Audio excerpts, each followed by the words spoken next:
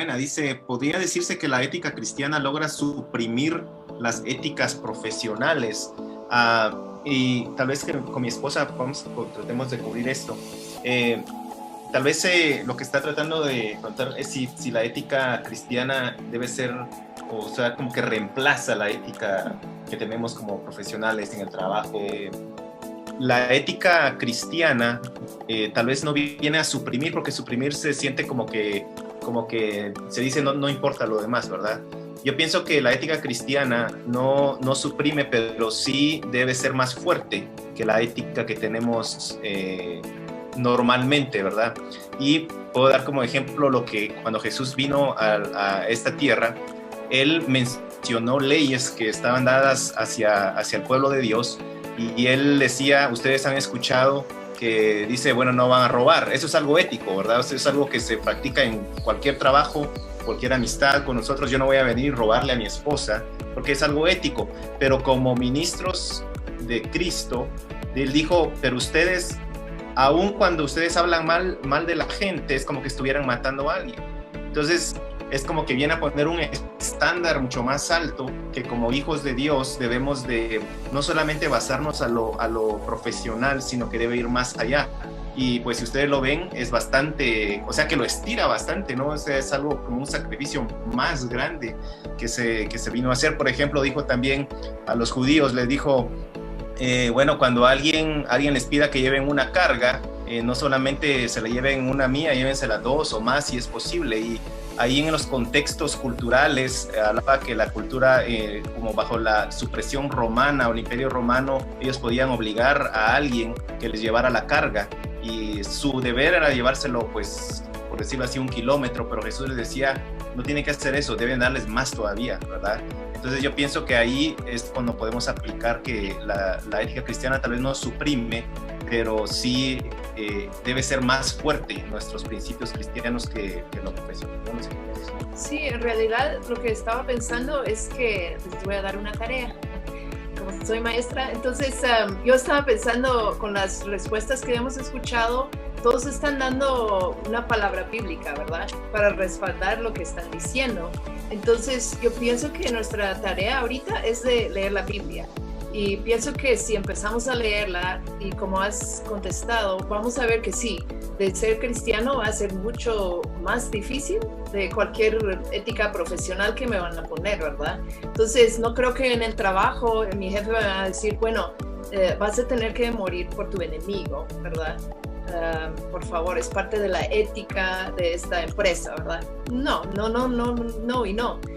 Pero en la Biblia sí. Entonces, pienso que nuestra tarea ahorita es de entrar en la palabra, porque yo aprecio tanto las respuestas de ustedes, las vidas de ustedes, pero puedo ver que es porque han pasado mucho tiempo con Dios y han pasado tiempo en la palabra. Entonces, la palabra es lo que les han guiado. Como contestó hermano Carlos, tenemos que ser éticos si somos músicos, ¿verdad? Este es algo bíblico, pero no es algo que hemos escuchado mucho, ¿verdad? Entonces pienso que nuestra tarea ahorita es de entrar en la palabra, ¿verdad? Ya tenemos la sugerencia de hermano Mike de leer las letras de Pablo, ¿verdad? Las cartas. Y pienso que lo podamos hacer aún con nuestras familias. Ahorita, aún con un niño de 7 años, pienso que se puede empezar, 6 años, 7 años, yo puedo leer en voz alta una carta, ¿verdad? A nuestros hijos. Y ellos pueden entender. Pienso que Dios les puede dar el entendimiento. Y también nosotros, ¿verdad? Siendo en casa, estamos solitos, tal vez pensamos cómo vamos a poder entender la palabra, pero el Espíritu de Dios nos va a dar entendimiento. De eso estoy segura. Carlos.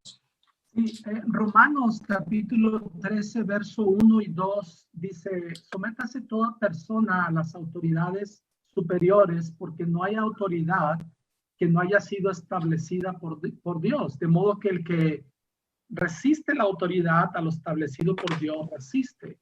Y esto, la pregunta es que si la ética profesional a veces va con un conflicto con la ética de Dios, puede ser que a veces lo sea, pero nosotros como cristianos tenemos que, por ejemplo, respetar ahorita la autoridad, Pero el ejemplo quizás más grande, uno de los ejemplos más fuertes que he visto yo, es hace años en Chichicastenango, vino un cirujano muy bueno llamado Dr. Hawk.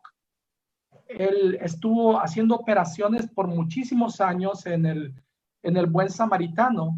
Entonces vino la autoridad profesional de médicos de Guatemala y le dijeron, si quieres seguir ejerciendo haciendo operaciones, tienes que ir a estudiar a Guatemala y graduarte como doctor aquí en Guatemala. Entonces, un hombre estudiado, un hombre con mucha experiencia, se tuvo que regresar a estudiar con muchachitos a la capital.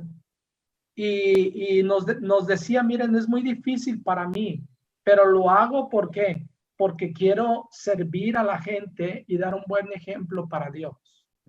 Así que él regresó y después de muchos años de estar estudiando en la capital, regresó a hacer operaciones, así que dio un ejemplo de cómo expresar una ética agradable a Dios. Es cierto, Carlos, es cierto, muy buen ejemplo. Bueno, vamos a pasar a otro punto que cuando hablamos de esto en la clase, fíjense que despertó mucho interés porque, como les decía, que es un curso que nos confronta bastante. Y esto es de las prioridades del ministro, donde también se revela la ética que tenemos nosotros como ministros. Y en el curso habla que la prioridad número 1 es Dios, después viene la familia y después viene el ministerio. Todos ustedes son personas que pues, están muy ocupadas en el ministerio, tienen ministerios bastante fuertes y donde también tienen familias que pues son fuertes, ¿verdad? Y conocemos a sus familias, son familias ejemplares.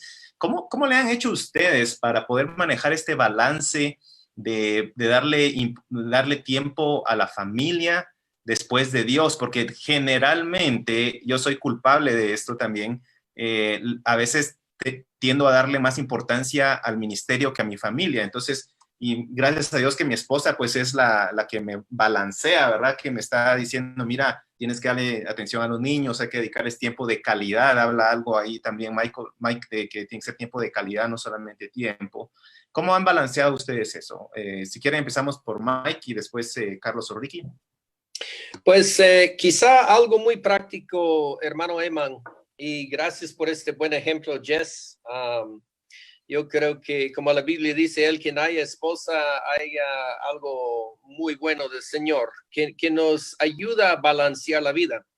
Pero algo práctico que yo he hecho es de que yo soy a mí me gusta manejar una agenda, o sea, mensual, semanal, diario, qué tengo que hacer, el horario, etcétera. Yo hago citas. Por ejemplo, si yo hago una cita para estar en el banco, a hablar sobre las cuentas, o si yo hago una cita en la MUNI para hablar con el alcalde, ¿será que voy a llegar tarde a esa cita? ¿Será? Y si yo llego tarde, entonces pues pierdo la cita. Así que yo hago citas con mi familia también. Yo hago citas con mi esposa, hago citas con mis hijos y cita. Entonces, bloqueando el tiempo, digamos, por ejemplo, si mi hijo tiene un juego de básquetbol en su colegio a las 3 de la tarde, para mí yo lo apunto como cita en mi agenda. Entonces yo hago mi trabajo de 8 de la mañana a 3 de la tarde, pero 3 de la tarde estoy en el colegio, estoy ahí gritando como loco por mi hijo que está jugando ahí, pero para mí es el mismo valor, una cita con un alcalde y una cita con mi hijo. Creo que el tema de la familia es algo que nos deja bastante más expuestos o transparentes de lo que a veces quisiéramos, ¿verdad? Ustedes, porque hacíamos un ejemplo conversando antes, ¿verdad? Que yo puedo decirle a mis hijos, miren, pórtense bien, no vayan a estar diciendo algo, pero ya a la hora de la hora ellos van a mostrar cómo son, qué les he dicho, qué les he hecho, ¿verdad? Entonces, los niños y los hijos pues no dan lugar a uno para crear una apariencia, porque tarde o temprano es la forma más fácil de Dios ponernos rápido en nuestro lugar, ¿verdad ustedes? Yo creo igualmente que Mike, el agendar espacios es muy importante, muy importante. Creo que hacer algunas tradiciones ¿verdad? Voy a usar esta palabra, tradiciones familiares, el construir puntos de memoria para nuestros hijos es también bueno, ¿verdad? Algo que siempre van a hacer conmigo, que siempre van a hacer con mi esposa, algo que siempre hacen entre ellos, ¿verdad? Es bueno porque entonces eso nos ayuda, ¿verdad? Al igual que el agendarlo nos ayuda. Otra práctica muy, muy sencilla tal vez que nosotros tenemos como familia es que nos hemos puesto alarmas a lo largo del día para orar los unos por los otros. Entonces, eso a mí me recuerda, wow, ya oré 2 veces por mi esposa en el día, pasaron 12 horas y no puede ser que yo no la haya visto físicamente para orar por ella. Entonces, eso a las 9 oro por ella, a las 10 por los 2 hombres y a las 12 de mediodía por las 2 mujercitas. Entonces eso nuevamente me está ayudando a mí a recordar que tengo un alto grado no de demanda, sino de responsabilidad. Yo sé que esto puede sonar muy, muy frío, muy parco, decir, la necesita alarmas para recordarse de su familia, pero es mejor a no hacerlo. Entonces, en mi caso, alguien que pasa con mucha energía, yo prefiero, como diría Mike, cumplir yo mis márgenes y mejor me recuerdo constantemente de que debo dar tiempo a jugármela con mi memoria, ¿verdad? Entonces, tradiciones y alarmas para recordarme el estar y orar los unos por los otros. Bueno, el balance inicia con Dios, ¿verdad? Oye Israel, Deuteronomio capítulo 6, verso 4. Oye Israel, el Señor tu Dios uno es, ¿verdad? A través de los años lo que yo he hecho es poner a Dios, las 3 Ds le llamo a Dios, la disciplina y darles dirección. Entonces, si yo inicio poniendo a Dios, ¿verdad? Escuchando la Biblia en el teléfono, ¿verdad? Orando en la mañana, y ya después planeo, ¿verdad? Mi disciplina, pero todo inicia con Dios. Ahora, en cuanto a la segunda prioridad, que es la familia, inicia la familia, pero inicia con el matrimonio, ¿verdad? Esto es importante definirlo.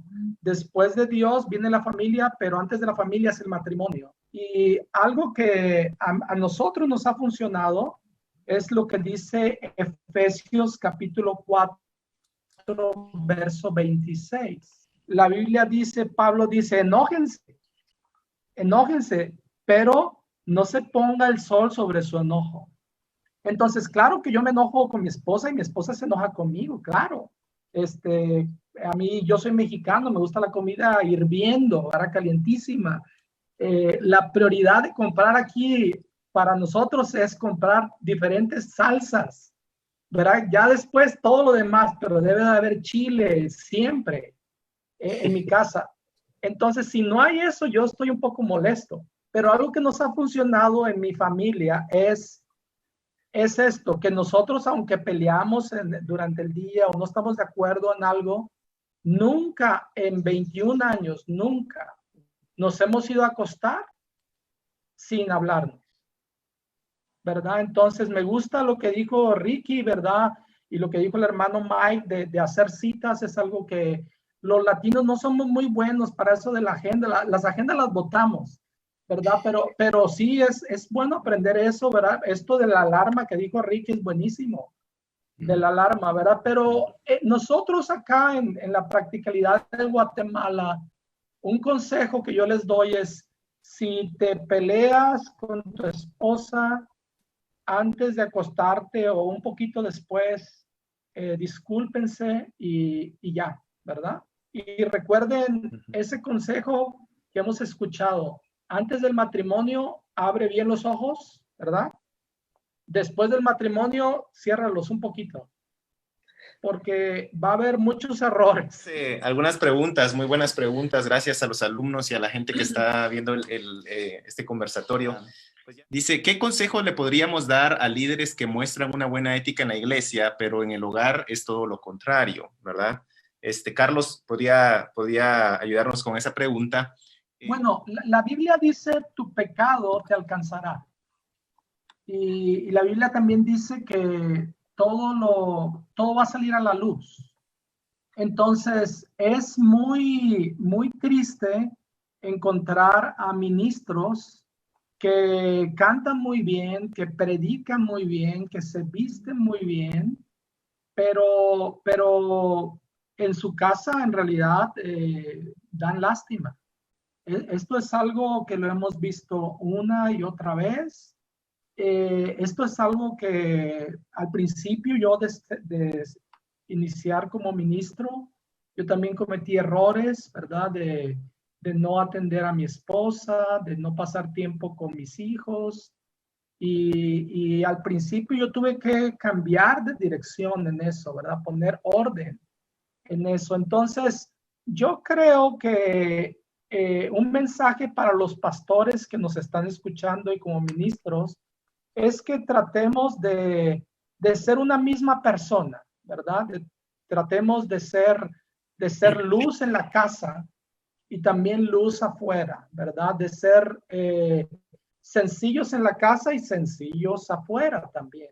Y de que nuestros hijos, mis hijos me dicen, papá, el único libro que tú lees es la Biblia, ¿verdad? Entonces, leo otros libros, ¿no? Pero por un lado es como un piropo, pero a la vez como una llamada de atención, ¿verdad? Por un lado me dice, bueno, lees la Biblia, pero deberías de leer otros libros también, ¿verdad? Y es un mensaje, nuestros hijos nos dan mensajes subliminales, ¿verdad? A veces. Pero sí, yo con todo mi corazón, yo recuerdo hace años que fui a una iglesia muy grande allá por Nevajo, Cotzal, no voy a decir dónde, pero estaba el Mundial de México y yo había quedado de ir a ministrar con toda la banda y estuvimos preparados y yo había estado muy enfermo, me inyectaron 2 veces antes de irnos y el horario se dio que íbamos a estar libres cuando México iba a jugar contra Croacia. Entonces nosotros ya habíamos planeado porque íbamos a dirigir alabanza y después iba a venir un apóstol a predicar. Pero dirigimos alabanza y vinieron por ahí de esta iglesia muy, muy grande y dijeron, hermano, dice el apóstol que siga, que siga. Y bueno, seguimos, cantamos una canción más y dice el apóstol que siga, que siga. Y nosotros seguimos y yo dije, mira, dile al apóstol que esta es la última canción. ¿Y qué pasó? Pues el apóstol se quería quedar a ver México, ¿verdad? Contra Croacia. Pero por la gracia de Dios, terminamos y el pastor tuvo que venir corriendo a predicar. Nosotros nos fuimos a ver a México contra Croacia, ¿verdad? Yo había estado muy enfermo, pero mi punto es nunca, a mí me gusta mucho el fútbol, pero nunca he dejado de ministrar por el fútbol, ¿verdad? Nunca he dejado de ser uno afuera y otro adentro. Mi esposa a veces, si la trato mal, pues trato de pedirle perdón. Si paso aquí está mi esposa diciendo que sí, ¿verdad? Con mis hijos también. A mis hijos les he tenido que pedir perdón. Y también a pastores les he tenido que pedir perdón. Les he dicho, ¿sabes qué? Esto que dije en púlpito no debía haberlo dicho, ¿verdad? Pero les animamos a que seamos ministros en nuestra casa y ministros con ética en el púlpito también. Dice, ¿será que la ética tiene que ver en la forma de vestir? Ricky, vos que sos así todo fashion, ¿verdad? Vamos a ver qué pensás al respecto. Claro que sí, yo creo que la ética, miren, acá es donde nosotros nos vamos por un estándar más alto. Y no me refiero a si yo me visto bien, entonces soy un mejor hijo de Dios, sino que también debo de ser sabio, soy prudente, debo ser consecuente a lo que estoy haciendo, debo de llegar de la mejor manera para servir y agradar primero a Dios y a las personas. Creo que en ocasiones sé por dónde puede ir esta pregunta, ¿verdad? Y voy a decir lo siguiente con la primera carta de Corintios 8:8-9. Dice, si bien la vianda no nos hace más aceptos ante Dios, sé que estaba hablando de comida, pero lo voy a utilizar para hacer un símil hacia la ropa.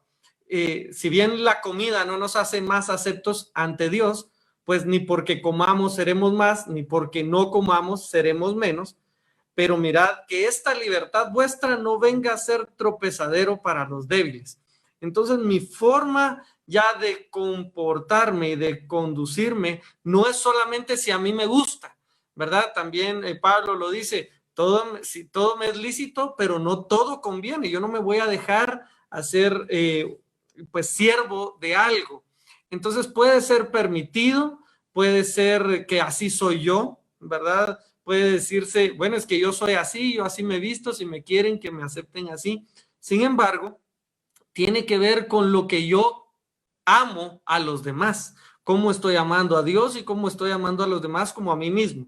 Entonces, no es que yo debo de siempre utilizar cierto código de vestimenta. Si nuestras congregaciones lo tienen, yo creo que es nuestro deber como miembros de un mismo cuerpo, pues disfrutar eso, ¿verdad? Y servirnos los unos a los otros a través de eso. Si yo soy invitado a algún lugar, yo todavía tengo una broma que me hacen en Acelsi, ¿verdad? Con un saco que yo usé, y entonces todavía molestan de si es mi saco ungido, dirías Emma, ¿verdad? Porque yo llegué con ese saco por amor, de verdad. Normalmente no utilizo saco, pero yo lo hago por amor, no para pretender ser o para aparentar, sino porque yo quiero mostrar a mi prójimo que lo amo como a mí mismo. Entonces, ¿qué les diría, amigos? Que de verdad debemos de evaluar la forma en cómo nos estamos vistiendo. Primero, si adora a Dios, ¿verdad? No solamente si agrada, adora la forma en que yo me estoy vistiendo a Dios. Si es en damas o caballeros, eso ya nos va a dar bastantes estándares. Y lo siguiente es, ¿será que con esto yo edifico al cuerpo? ¿Verdad? ¿Será que estoy realmente, no estoy siendo tropezadero para alguien en mi forma de exhibirme, en mi forma de comportarme, en si se nota o no algo en mi vestimenta? Y por último, es simplemente, ¿será que realmente con esto me estoy conectando con las personas? Pero primero ya lo puse a Dios, lo traigo así, es algo acepto para mi prójimo, y luego es ya mi expresión personal. Pero para expresión personal está la casa, se están quedando en casa, y en la casa puede usar uno lo que quiera, así que ahí es donde uno se viste como uno quiere, ¿verdad? Ese sería un consejo práctico, Emma, ¿viste? En cuestión de la congregación, cuando el pastor a veces no calla los problemas que a veces dan en algunos miembros de la iglesia, ¿verdad? La discreción. Bueno, esto sí es muy importante, Eman, la discreción en lo que es la comunicación para el ministro. Yo lo tomé la pregunta quizá en diferente manera, pero quizá lo voy a mencionar esto también, porque a veces, bueno, todos nosotros somos miembros de una iglesia también. Muchos de nosotros somos líderes, pero pertenecemos a una congregación. Y a veces escuchamos una queja acerca del pastor, que el pastor dijo esto, que no me gustó, que esa persona hizo algo, y tenemos que, en la ética, tenemos que estar muy sensibles y muy entendidos a las maniobras del enemigo. El enemigo, Satanás, va a entrar a tratar de dividir la iglesia, a hacer divisiones, a crear pleitos, chismes, un montón de cosas, ¿verdad? Entonces, en la ética debemos de usar mucho un don espiritual que es discernimiento de espíritus, ¿verdad? ¿De dónde viene esto? ¿Por qué? ¿Verdad? Y hay dos cosas que debemos de utilizar como arma en esa batalla. Uno es la comunicación interpersonal. Si yo tengo una duda, una pregunta, un problema, que alguien dijo eso, que el pastor dijo el otro, ¿qué debo de hacer? Debo de hacer una cita con el pastor, invítele a un cafecito o decir después del servicio, mire pastor, quiero consultarle algo, si tuviera tiempo puedo llegar a su casa, algo así, y platicar individualmente. Ahí sí que podemos apagar muchos fuegos. Otra cosa es de que todos debemos de entender que el trabajo de pastor es uno de los trabajos más difíciles sobre la faz de la tierra. Me gusta una cita bíblica en Génesis capítulo 32. Es muy largo, es todo el capítulo, pero la esencia es lo siguiente. Jacob estaba escapando, estaba huyendo de Labán, su tío, y encuentra en camino que viene Esaú, su hermano que odiaba. Y entonces él tenía sus esposas, porque él tenía 2 esposas, eso sí es algo ético de la cultura de aquel entonces, pero sus hijos, todos sus ganados, todo.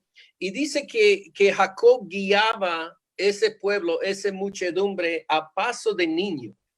Entonces, ¿qué quiere decir esto? Quiere decir que en nuestras congregaciones, todos nosotros estamos en un diferente lugar en nuestro caminar espiritual. Algunos están empezando, otros están luchando, otros están enfermos, otros están cojos, otros necesitan sanidad, otros están corriendo, unos van adelantado, pero el pastor tiene que ir al paso del más lento.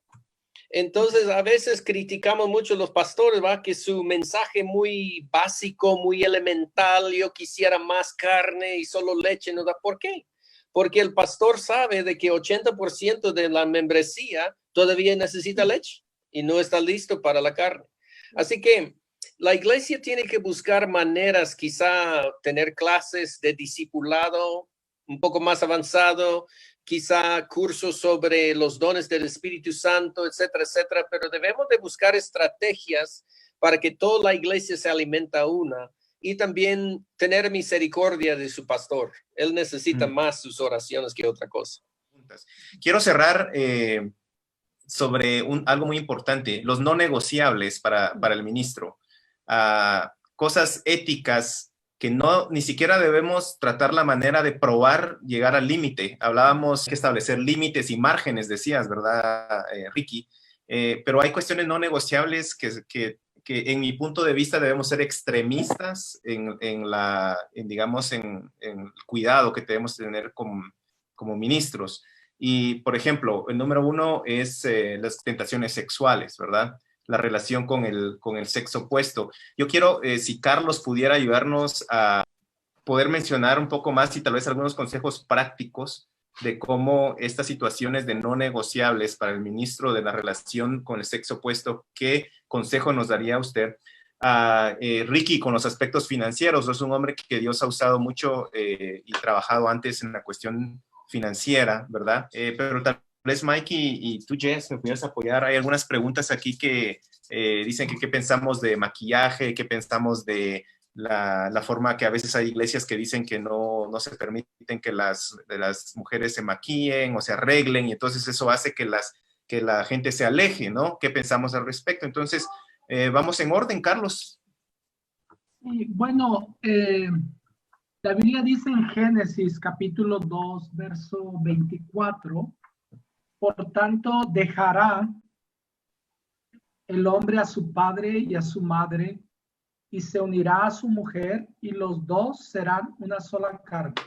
Bueno, es muy interesante que aquí inicia con dejará, ¿verdad? Por tanto dejará, que es algo que en nuestras comunidades no se ve mucho a veces. A veces sé que la pregunta es cómo podemos tener cuidado de tener una buena relación, ¿verdad? Con tu pareja y no caer en tentación sexual. Bueno, es como un carro, ¿verdad? El hecho, la probabilidad más cercana de que no vas a tener un accidente en un carro es si revisas que el carro esté bien, ¿verdad? Para que cuando vayas en la carretera no se te vaya a salir una llanta, que no se te vayan a ir los frenos. Entonces, mi consejo es cómo podemos estar viviendo en ética cristiana con relación al sexo opuesto. Bueno, número 1, asegúrate que estás bien en tu matrimonio, ¿verdad? Las necesidades básicas del hombre es trabajar, ¿verdad? La Biblia nos dice en Génesis que fue la primera responsabilidad que Dios le dio al hombre, trabajar, que todos seamos gente productiva, ¿verdad? Tú trabajas. La segunda es amar y la tercera es adorar. Entonces, ¿cómo podemos cuidar el hecho de no caer en la distracción de pecar, por ejemplo, viendo tonterías a través del internet? ¿verdad? Bueno, tú debes de estar enamorado de tu esposo, de tu esposa, y saber que tienes temor de Dios, ¿verdad? Sobre todas las cosas. Eso es algo muy común que se ha dado en nuestros días. Hace años estaba pastoreando, mi esposa, teníamos como un año de casados, y nos estaba ayudando una señora panameña, de esas mujeres que tenían creo que 40 años y parecía que tenía 30. Y esta mujer joven nos ayudó a establecer esta iglesia, y teníamos reuniones en su casa, con su esposo estaba allí y todo, pero me dijo, pastor, quiero reunirme con usted, pero en privado con usted solamente. Le dije, bueno, usualmente yo llevo a mi esposa, ¿no? Porque no se me hace correcto que nos reunamos usted y yo. Dijo, no, pero necesito hablar en privado con usted. Así que vimos un lugar abierto donde la gente podía ver que estábamos allí hablando. Y esta mujer me dijo, bueno, yo quiero decirle que yo a ustedes los quiero mucho, pero Emily a mí no me quiere. Así que yo quiero decirle que ya no voy a venir a la iglesia. Y yo creo que esta mujer a mí me había echado el ojo, porque en ese entonces estaba muy guapo, ¿verdad? Ya no tanto. Pero yo le dije, bueno, hermana, que Dios le bendiga. Espero que encuentre una buena iglesia. Le amamos. Y se quedó así. Dijo, ¿vas a poner a tu esposa en primer lugar? Claro que la voy a poner en primer lugar, ¿verdad? Así que gracias por decirme. Creo que está equivocada, pero mi esposa la ama, ¿verdad? Pero si usted no se siente a gusto, que Dios le bendiga, hermana. En realidad, deseo que encuentre una iglesia. Y tener muchos cuidados, ¿verdad? A veces cuando voy a Chichi a enseñar, yo tengo amigos y amigas, ¿verdad? Y mi esposa me ha dicho, ten mucho cuidado de no reunirte solamente con una persona del sexo opuesto, porque sé que no vas a hacer nada mal, pero aparenta que es algo incorrecto. Así que yo les animo a que seamos personas éticamente correctas, a que tengamos mucho cuidado. Sabemos que la gente también puede hablar mal, ¿verdad? Si uno lo ven solamente con una mujer, ¿verdad? Aunque sea una alumna o algo así, y que seamos con cuestiones de internet o de entretenimiento, no andar viendo tonterías, y esto va a ser un ejemplo para Dios y para la gente. No, gracias, Emma. Cuestiones financieras, por diferentes razones familiares, siempre estuve cerca algo de los bancos. No crean que porque éramos dueños de uno, sino porque pues, ahí trabajaba mi papá, trabajó mi tío un tiempo, trabajó una prima un tiempo, entonces estuve alrededor de la mesa con adultos que siempre estaban hablando de banco. Y al final, pues a Dios gracias, estuve un buen tiempo en banca. Uno de los principales principios que lo aprendí a nivel de finanzas fue en la Biblia, y es Proverbios 22:6. Yo recuerdo que estaba alrededor de unos 14, 15 años y leí este proverbio y me impactó, porque en mi mente me explicaba la situación del mundo, ¿verdad? Yo escuchaba hablar a mi papá, a todos, y esto me explicó, y dice Proverbios 22:6, el rico se enseñorea de los pobres, y el que toma prestado es siervo del que le presta. Y cuando leí eso, a mí me movió la mente, en específico cuando dice, y el que toma prestado es siervo del que le presta. Y la forma de no pedir prestado una y otra vez, que a todos nos gusta, a mí de verdad me gusta la promesa de que pediremos, que ya no pediremos prestado, sino que las naciones nos pedirán prestado a nosotros. De verdad que me gusta esa promesa, pero es una promesa que creo que uno la trabaja en obediencia y diligencia a Dios. Y la forma más práctica que he visto es no endeudarse, vivir conforme a lo que a uno le entra, ¿verdad? Los ingresos que uno tiene. Un principio básico que tenemos y tratamos de trabajar en casa es, uno no presupuesta las bendiciones, uno presupuesta el ingreso fijo. O sea, si yo tengo claro cuánto va a entrar en mi casa, eso es lo que presupuesto. Si yo creo que de repente por ahí alguien me va a comprar una cosa que tengo y entonces me va a dar ingresos extra, que pase, pero cuando pase, entonces ya veo qué hacer con ese dinero. Entonces, primero, no presupueste cosas que no tiene seguras que van a entrar. Segundo, es estar contento con lo que Dios nos ha dado, ¿verdad? Ustedes hacer un presupuesto y tratar, por más básico que sea, solo sepa cuánto ingresa, cuánto puedo sacar y comience poniendo su diezmo. Le prometo que sale de deudas uno si uno es fiel a Dios antes que a uno mismo, porque uno no pudo ser fiel a sus finanzas inicialmente. Y segundo, también en la palabra dice en Proverbios 6, lo estábamos leyendo con nuestros hijos hace poco, Proverbios 6 dice: hijo mío, si salieras fiador por tu amigo, si tocaste tu mano por el extraño, enlazado eres con tus palabras y preso con las razones de tu boca. Haz ahora esto, hijo mío, y líbrate. Ya que has caído en la mano de tu prójimo, ve, humíllate y asegúrate de tu amigo. No des sueño a tus ojos ni a tus párpados adormecimiento. Escápate como el corzo de la mano del cazador y como el ave de la mano del panacero. Y ¿saben qué es lo que les quiero dar consejo acá? Es que si ya estamos en deudas, vayan, humíllense y pidan ayuda para salir de eso. Hagan un plan de cómo salir de eso, pero por favor no den descanso a sus ojos.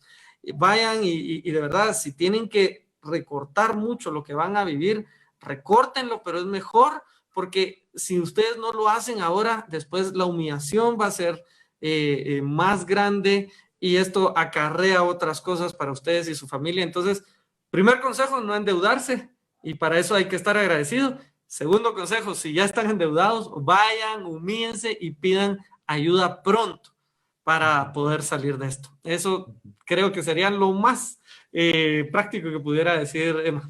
Jess, gracias. Bueno, gracias, Eman. Pues estoy maravillado de todo lo que dicen Carlos y Ricky y ustedes también. Estoy aprendiendo muchas cosas y tengo el curso aquí enfrente y yo, pues mi consejo es de que cada alumno de Acelsi debe de tomar ese curso, ¿verdad? Tarde o temprano. Solo quiero resumir algunas cositas y luego entrar eso brevemente. El curso dice en página 18, en los asuntos financieros el pastor o líder debe de tener mucho cuidado. Yo creo que es importante que la iglesia o grupo tenga un tesorero. Recuerda que Jesús tenía su tesorero, Judas. Todos los demás sabían que Judas estaba robando dinero, pero a Jesús pues no tocó este asunto, digamos, del dinero en su poder para hacerlo. Y relación con la sexualidad, son 4 puntos muy importantes. Aquí dice, nunca debe estar totalmente solo con una persona del sexo opuesto, que no sea su esposa o su esposo. Debe de estar cuidadoso en estar en lugares de ambientes dudosos. Esto también en internet. Debe estar cuidadoso en amistades que podrían considerarse inapropiadas. O sea, en la iglesia tenemos mucha gente, ¿verdad? Pero si una persona del sexo opuesto nos acerca, pues eso sí hay límites que hay que guardar y no colocarnos en lugares o posiciones indudables. Entonces ahí estamos ya. Ahora, cuanto a la maquillaje y todo esto, hay un versículo que yo siempre uso y para mí es como un versículo resumen. En 1 de Corintios 14:40, ya los 3 capítulos anteriores, Pablo está hablando de la vida de la iglesia, cómo debe comportarse en la iglesia, todo, y él lo resumen en una sola oración. 1 de Corintios 14:40, pero hágase todo decentemente y con orden. Ahí está la cosa. Para mí, la base final de lo que es el maquillaje y cómo debemos de comportarnos en la iglesia, las mujeres y todo el traje, es modestidad, ser modestas. No hacer algo que va a tentar a un hermano para caer en un pecado, igual los hombres a las mujeres, sino que seamos modestos. Cuando reunimos, nuestro enfoque es Dios. No es uno ni es otra persona. Nuestra mente, nuestros ojos deben de estar enfocados en Dios, aunque somos seres humanos. Pero si yo puedo usar ropa que es modesto, que es bueno, que yo no voy a la iglesia en mis shorts y mis jeans y así nada más. Bueno, yo digo a los hermanos en el campo, no debe de llegar a la iglesia en su bote de hule. En primer lugar, hiede un poco, ¿verdad? Y alguien se va a distraer. Pero tenemos una cita en ese momento y la cita es con Dios. Y si tú vas a tener una cita con Dios, ¿cómo se va a comportar? Eso es lo que debemos de llevar a la mente. Jess, ¿qué dice usted? Gracias, sí, excelente. Voy a leer primero de Pedro 3, que voy a decir que es más complejo que solo si uso maquillaje, si pongo aretes, si pongo tal prenda de ropa, porque primero de Pedro 3:3 dice que la belleza de ustedes no sea la externa. O sea, tu belleza no me importa si tienes aretes o no, si estás usando maquillaje o no, qué camisa tengo puesta. No es la externa, que consiste en adornos tales como peinados ostentosos, joyas de oro y vestidos lujosos, que su belleza sea más bien la incorruptible, que la que procede de lo íntimo del corazón y consiste en un espíritu suave y apacible. Esta sí, que tiene mucho valor delante de Dios. Entonces, pienso que es mucho más difícil de solo usar maquillaje o no usar maquillaje. Es un asunto del corazón. Entonces, además, como les dije al principio, pienso que Dios les está llamando a algunos de ustedes de ser misioneros. Entonces, esta pregunta cambia totalmente, depende de la cultura de donde vengo, ¿verdad? Como visto en los Estados Unidos, claro que cambia cuando estoy aquí en Guatemala. Tuve que cambiar algunas cosas porque dije, yo voy a respetar lo que la cultura me dice y lo voy a hacer por amor a los guatemaltecos, voy a hacer cambios en mi vida. Y si Dios me llama a un país musulmán, donde voy a tener que cubrir todo mi cabello, nadie ni va a saber cómo es mi cabello y solo mis ojitos, ¿verdad? Entonces, voy a hacerlo, ¿verdad? Porque es lo que dice la cultura. Y de ahí nadie me va a ver, ¿verdad? Por eso hablaba en Génesis, ¿verdad? Cuando se miraba a Raquel que de sus ojos, ¿verdad? Porque eso es lo que miraban nada más, ¿verdad? Los ojitos. Entonces, pienso que vamos mucho más allá. Es un asunto del corazón. También pienso que es muy importante que los papás, los padres de familia, se involucran en eso. Yo cuando era niña, mi papá siempre se iba conmigo para comprar un traje de baño. Entonces, aunque era más caro un traje de baño que me cubría bien, mi papá me decía, te voy a acompañar, mi hija, con tu mamá, vamos a comprarte un traje de baño que te queda bien y que que te va a ayudar, ¿verdad? En tu vida. Entonces, eso me marcó mucho la vida.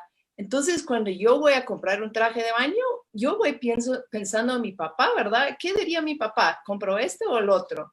Entonces, pienso que el papel que ustedes como papás tienen en la vida de sus hijas, los que se van a casar, ¿verdad? Algún día tener hijas, tienen un papel tan importante, ¿verdad? Mi papá me decía, eso te queda bellísima, ¿verdad? Cómprate este porque te cubre, te ves muy modesta.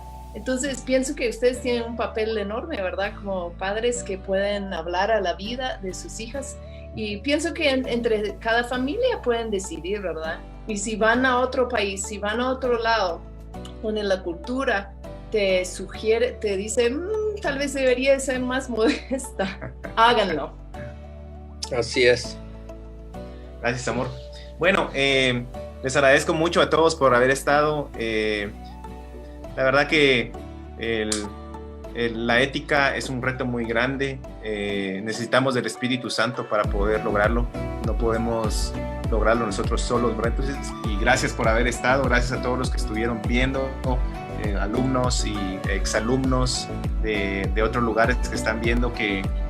Gracias por su atención, ¿verdad, Carlos? Padre, bueno, mi Dios, te damos muchas gracias, Padre, porque podemos en este tiempo reunirnos alrededor de tu nombre en todo momento. tenemos esta libertad que nos sigues dando tú. Y Espíritu Santo, te pedimos que sepamos usar esta libertad para llevar a todas partes de esta preciosa nación y de todo este planeta, Señor, tu nombre. Que seamos, Dios bendito, portadores de tu luz, que seamos embajadores de tu nombre y de tus buenas noticias. Danos, Espíritu Santo, todos aquellos dones necesarios para poder comunicarte a ti solamente, y no cualquier sabiduría humana, sino que todo venga de parte tuya. Y danos también el fruto tuyo, Espíritu Santo, para poder entonces seguir dando honra y gloria solamente a ti. Que nuestra vida se dirija porque tú eres el primero y el único Señor y Salvador nuestro. Y todo lo demás, Señor bendito, vendrá por añadido. Gracias.